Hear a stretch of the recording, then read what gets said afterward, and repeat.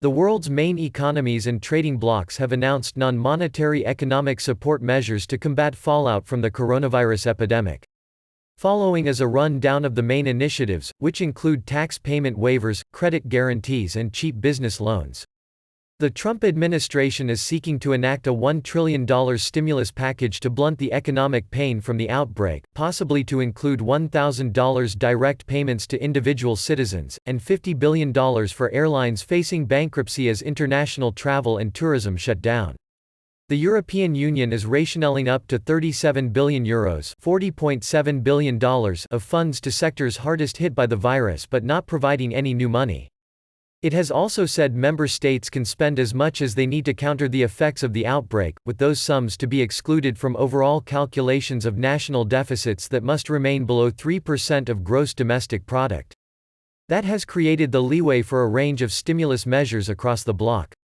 Chancellor Angela Merkel has promised to do what is needed to counter the epidemic's economic impact, and the government has promised an initial €500 billion in liquidity guarantees for affected businesses. It has lowered the bar for firms to implement shortened work weeks, for which the Labour Office has set aside €26 billion, and made it easier for companies to defer taxes. The Finance Ministry is considering setting up an emergency fund to help small and medium-sized companies facing insolvency. Berlin has not put a figure on its measures, but it has federal budget reserves of €48 billion and could raise up to €35 billion of new debt by ditching its balanced budget goal this year. The government announced £330 billion $396 billion of loan guarantees and a further £20 billion in tax cuts, grants and other help for businesses facing the risk of collapse due to the epidemic. Finance Minister Rishi Sunak pledged to do whatever it takes to help retailers, bars and airports and other firms, many of which are reeling from a near shutdown of business. Support measures include a temporary exemption from property taxes for 900,000 small firms, and one-off grants of £3,000 to 700,000 firms. Paris has set up a €45 billion package of measures to see companies and workers through the outbreak, some €32 billion in the form of deferred corporate taxes and payroll charges, and tax waivers for firms at risk of bankruptcy. Another €8.2 billion has been earmarked to reimburse companies putting workers on reduced working schedules, and €2 billion for small firms in the restaurant and tourism sectors.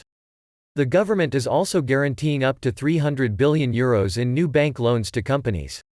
The government of the European country worst hit by the epidemic has introduced a €25 billion economic support package and promised more measures next month.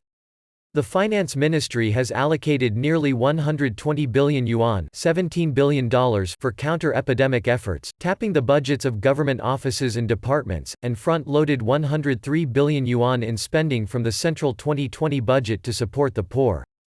It has also cut or exempted employers' contributions to social insurance to a value of €650 billion, lowered electricity prices and reduced tariffs on imported goods meant for epidemic control. Tokyo is working on a stimulus package of up to $193 billion that may include cash payouts to households and subsidies to tourism companies hit by a slump in visitors, officials say. Last week it announced ¥430.8 billion $4.1 billion of extra spending, much aimed at supporting affected small and medium-sized businesses. The government will also fund upgrades to medical facilities, and subsidize working parents forced to go on leave because of closed schools. The IMF is ready to mobilize its full $1 trillion lending capacity to help member countries deal with the crisis, said its head Kristalina Georgieva. She called for a strong, coordinated fiscal stimulus and said more than a score of countries had asked about receiving aid.